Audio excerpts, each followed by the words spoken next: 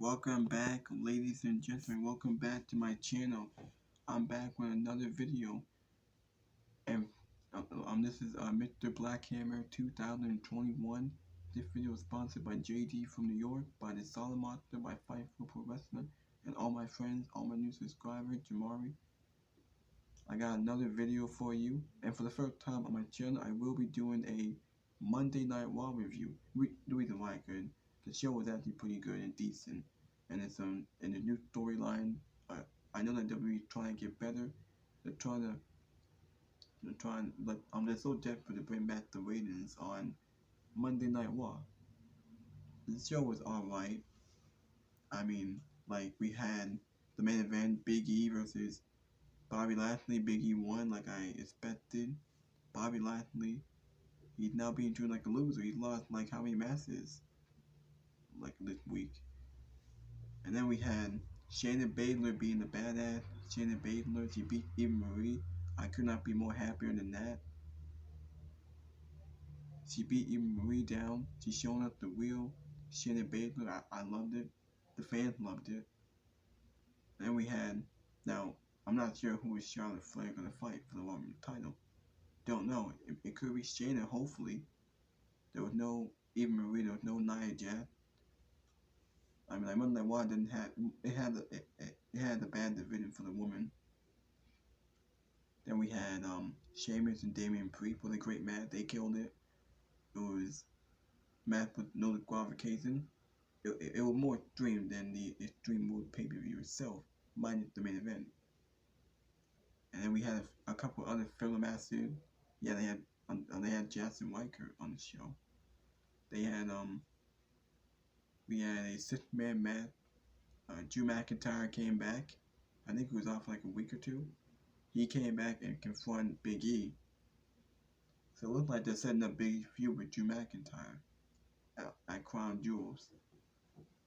There was no Alexa Bliss. She was off TV. Matt Riddle and AJ Styles again. The match was great. But can we end the feud? There was no Randy Orton tonight. And then we had the Hurt Business. The Hurt Business came back. They reformed the Hurt Business.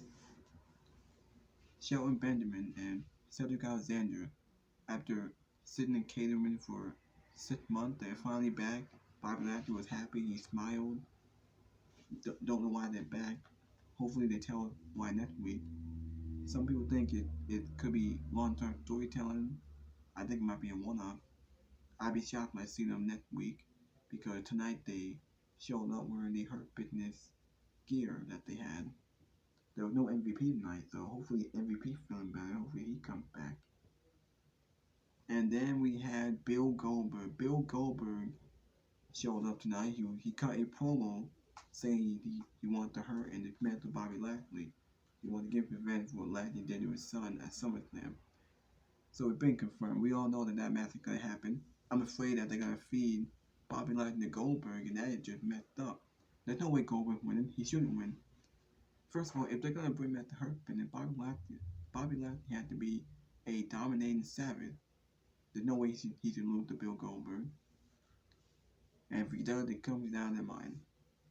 Because F Bill Goldberg. And after this match, Goldberg done until next year. And it's going to be same thing as usual, 2 matches per year. Hopefully there is no Saudi show. But seriously, the match was, yeah. Now, I think I will get right into it. Like this is gonna be, this is gonna be a temporary thing. I'm not gonna review every show. Now, maybe I will review SmackDown. I'm not sure about NXT or AEW, but I will review a SmackDown show. I will do a SmackDown show on the WWE draft to tell you who got traded, see what's going on there, see if Brock Lesnar will show up, see what could happen with the Demon, Finn Balor. But I think I will start out with Bobby Lashley and the Hurt Business getting back, Big E being champion. Now, oh wait, hold on. Chicken, crispy bacon. My bad. My TV came on. I don't know why that happened. But as I was saying, yes, the Hurt Business reunited. I'm happy that the Hurt Business came back. I really am, because WWE should never broken up the Hurt Business when it didn't call for it and it made no sense. He kind of buried Cedric and Shelton. The Hurt Business was a dominating factor, and they were the most popular group. Everyone loved them. I see a lot of people who are happy with them being back. But how's that gonna work? Like, there's no way that they're gonna do the Hurt Business and the New Day. I think they should have done that at the pay-per-view. It should have been the Hurt Business and the New Day instead of having Bobby pair up with Adrian Omos in an unadvertised match. Don't know why it happened, but there's no way that they're gonna do that. Now, I think Bobby Lashley should have never dropped it to Big E. Lashley was not ready to lose that title. He should have never lost to Big E the way he did. They should have waited, and they should have gotten the match with Brock Lesnar, and then had Big E cast in and pin him Lesnar, him getting his moment. Big E should have cast in where on a pay-per-view where it felt important, like SummerSlam, Extreme Rules, or WrestleMania. Have him do what Seth Rollins did. And Bobby Lashley title reign with lackluster. I didn't really like his title reign. I didn't like the feud that he had with Drew McIntyre and Kofi Kingston, having him lose to Xavier Woods, Bill Goldberg, a complete waste of time. And then they didn't know what to do. They tried to put him and MVP in a tag team match with Randy Orton and Matt Widow, RK Bro. And I'm like, man, they shouldn't have broken up the Hurt Business. It should have been Cedric and Shelton going after those titles. Yeah.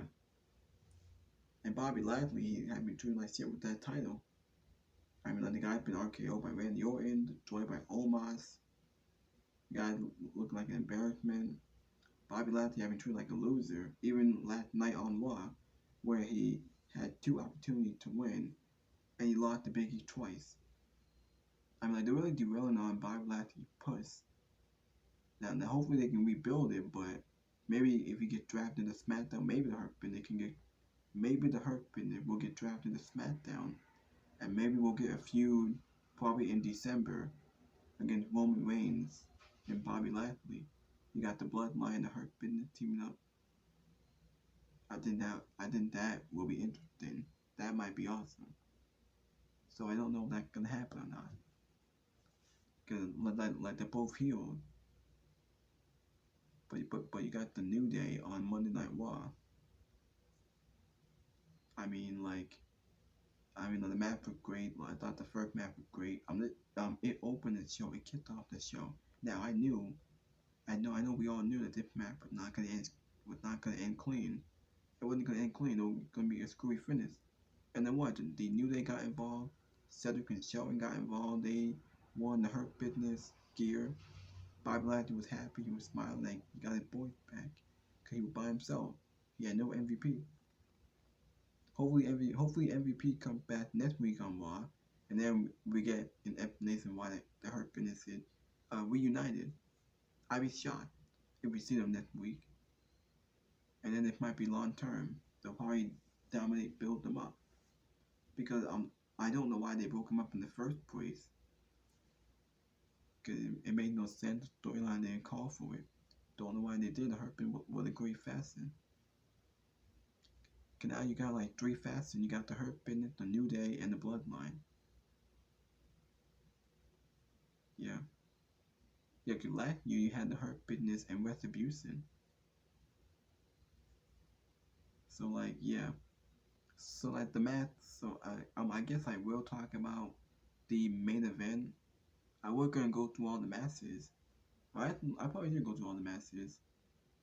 I think the second match after the Lashley and Bobby match, we had Angel Garza and Eric from the Viking Raiders went like 4 or 2 minutes. I think Garza won. Now I'm glad that Angel Garza getting TV time, and Humberto teaming up. Now they're now a team, because they're cousins in real life, and it took WWE 2 years to pair Angel Garza and Humberto in a tag team because they're real life cousins. And I think they have great chemistry.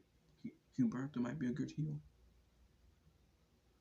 And then we got Ricochet versus Reginald for the 24/7 title. This match went 2 minutes. It was a complete waste of time. Man, poor Ricochet, man.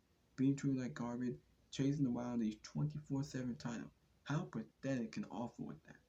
Ricochet is a great talent in the main match with Reginald, who had no business being in the ring. And then the match ended in a DQ.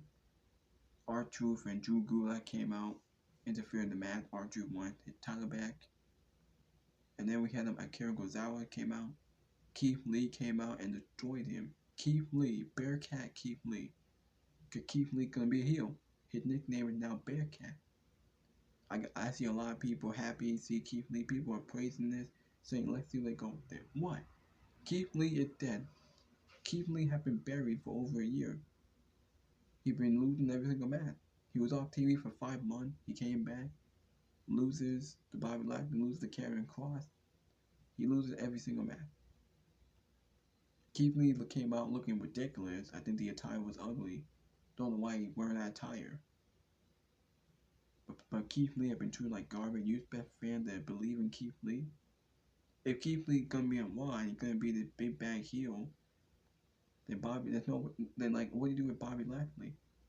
Bobby Lashley could be drafted to SmackDown, and they'll build him up there. Maybe to take down Roman. Maybe. But yeah. It's gonna be, yeah. So Keith Lee came back. We'll see where they go from there. And then we had Sheamus versus Damian Priest, a rematch from SummerSlam and Raw. Don't know why Sheamus got another opportunity. When Sheamus lost his title at SummerSlam, he was pinned at Extreme Rules by Damian Priest. Now it was by a roller, but it was a triple threat match. And he lost. But last night he got the championship match. This match was a no disqualification match. This match was great for 15 minutes. They really brought out the crowd was into it. Damian Priest retains. So this match, and by the way, this match between Damian Priest and Sheamus was more extreme than anything on the Extreme Rules pay-per-view on Sunday. Minus the main event. But yeah. Damian Priest has had a great title run so far. A lot of people are interested. I'm loving it. He's actually defending the title. He's having great matches with Sheamus and Jeff Hardy. I mean, Sheamus has done some of the best work of his career this year. He's had great matches with Drew McIntyre, Matt Riddle, Damian Priest. The guy is a badass. He's a great heel. I mean, he wants to be. He could be moved to SmackDown because there's nothing left for him on Raw. I mean, Sheamus said this last year in a lot of interviews that the only title he had not won is the Intercontinental Championship, and it's on SmackDown. So I'd rather see him on SmackDown because he's better on SmackDown. Same thing with Jeff Hardy. Jeff Hardy had a great performance on the pay-per-view, and Jeff Hardy was over. He still is over tonight. He got a big pop from the crowd. Jeff Hardy was in a 6-man tag team match with Ali and Mansoor and Jinder Mahal and Viren Shanky. Went 4 minutes. And the heels went over here. Mahal and the Goon win. I mean, Jeff Hardy has had some decent. Jeff Hardy, he does deserve better. He's still over. He's a legend. We all love Jeff Hardy.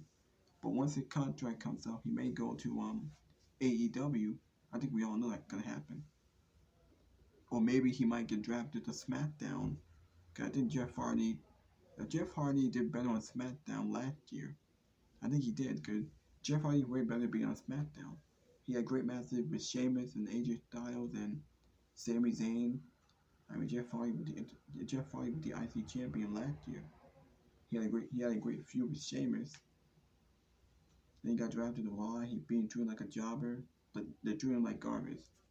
Now Jeff Hardy doesn't really care what's going on. He just shows up, does his job. He's doing what they tell him to do. I can respect that. But Jeff Hardy deserves better.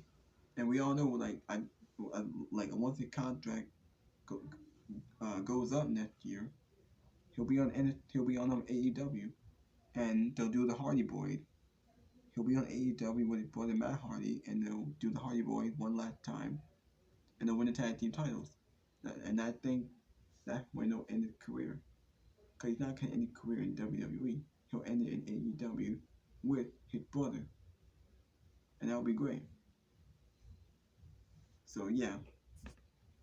And so after that, we had Karrion Kross and Jackson Riker. This match went like 2-3 minutes. Jackson Riker, who now a few weeks ago, he was chasing the 24/7 title. And we see him on TV in the match. The match was a waste of time, went like 2-3 minutes. Man, Karrion Kross is also buried. This guy cut a cryptic promo that wasn't that good. Don't know what doing with Karrion Kross. They already buried him. No one can take him seriously. Karrion Kross still comes out with that ridiculous mask to his entrance. It's sad that everything that Triple H and the creative on NXT made for Karrion Kross, but you come to the main roster, Vince McMahon, Bruce Purser, and the writers bury you. And that's all I gotta say about that. And then we had AJ Styles versus Matt Riddle, another rematch. The match was great, but can we honestly move on from this and move Matt Riddle and Randy Orton, have him tag team with someone else? AJ Styles deserves better. He shouldn't be in a tag team with Omos. Omos sucks. And after that, I think he demolished Riddle. Randy Orton was not on the show last night, so I don't know what's going on. Hopefully they move Randy Orton and Matt Riddle to a different team. Stop giving us the same match with AJ Styles and Omos. Get rid of it. AJ Styles should be in the World Championship and have him should be Big E. Seriously. He's too good to be in a tag team with Omos.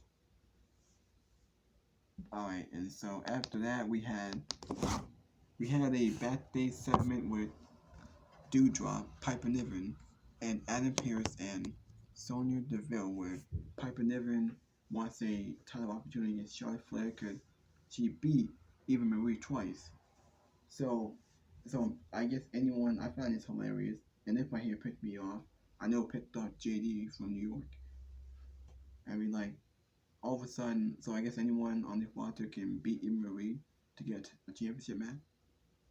So we had Charlotte Flair versus Doudrop for the Raw Women's Championship. This match was terrible, a complete waste of time. It lasted 2 minutes. Doudrop looked like an idiot. Also, Eva Marie came out and cost Doudrop the match. And Charlotte wins with the natural selector that looked terrible. It was awful to her, but Charlotte's finisher was awful on Doudrop. Based on Doudrop's side, I was just hoping she was going to kick out. But she didn't, she lost. Yeah, good luck trying to get Doudrop over. No one takes her seriously. She's childish. The entrance is not the same. It's funny, like earlier in the show, Sonya Deville said, if you beat Charlotte, you have to promise that you'll skip around the ring. You knew that wasn't going to happen.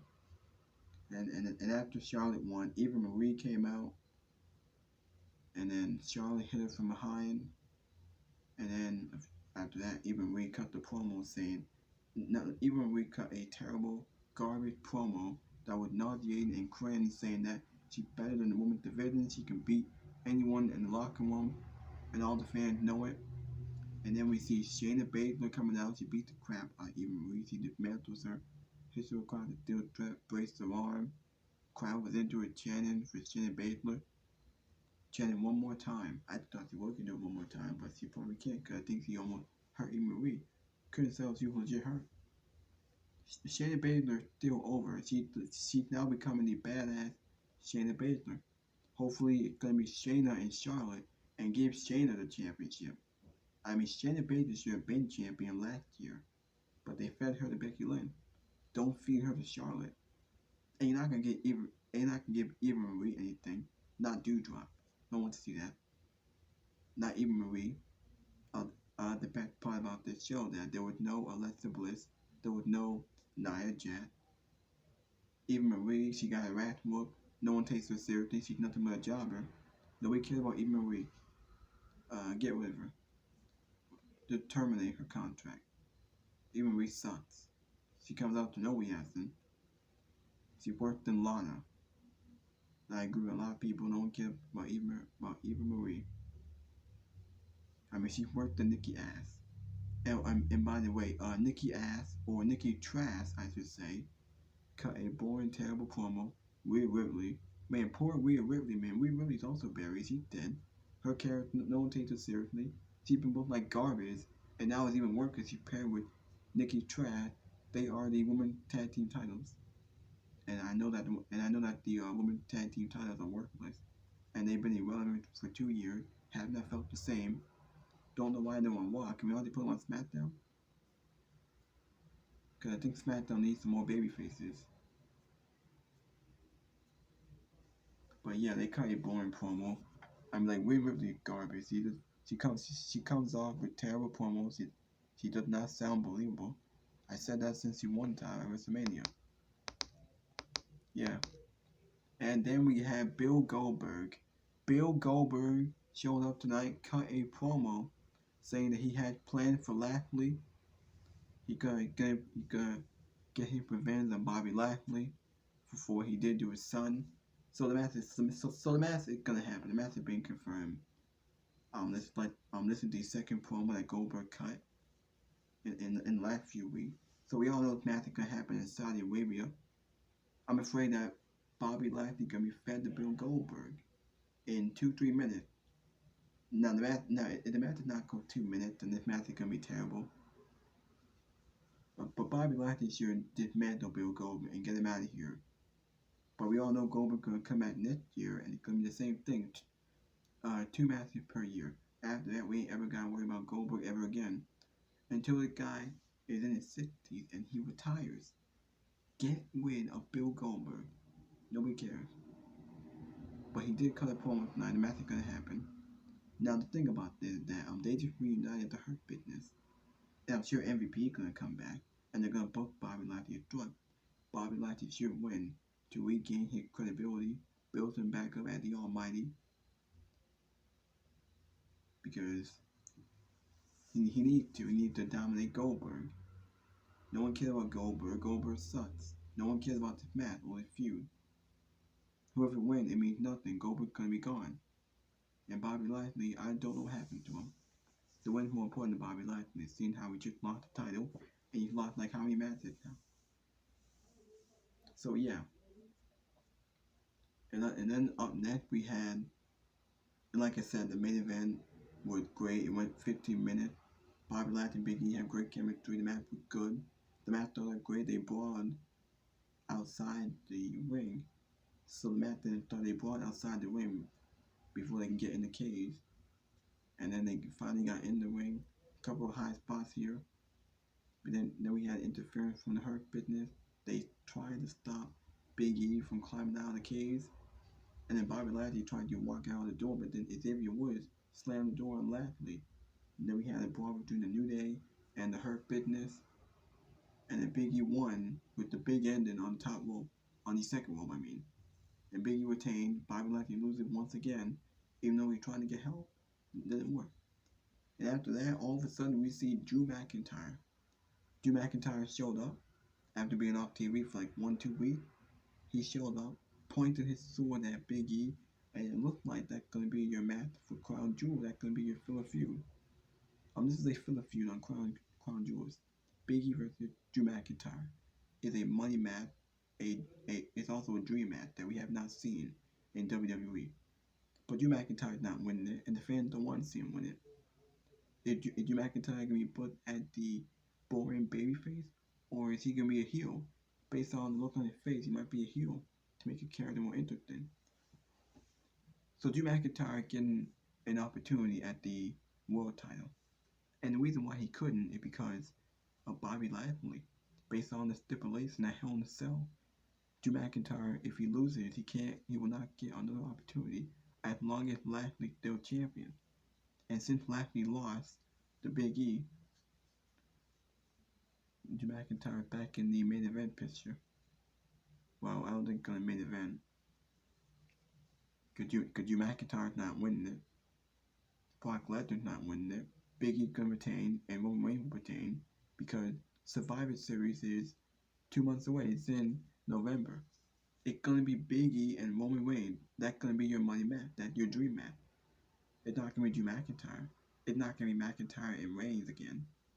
It's not gonna be Brock Lesnar or Big E or Brock Lesnar and Drew McIntyre. We saw the McIntyre Lesnar match at WrestleMania last year.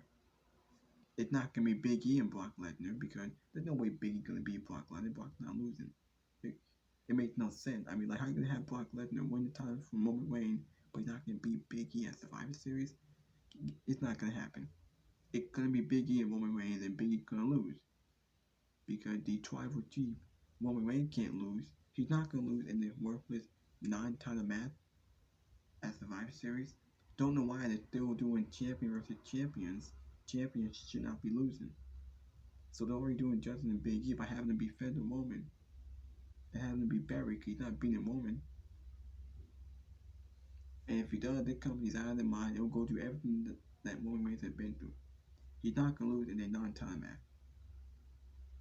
But anyway, that is your Monday Night Raw. Hit that like button. Let me know in the comment section. I'll be back with more. Thanks for watching.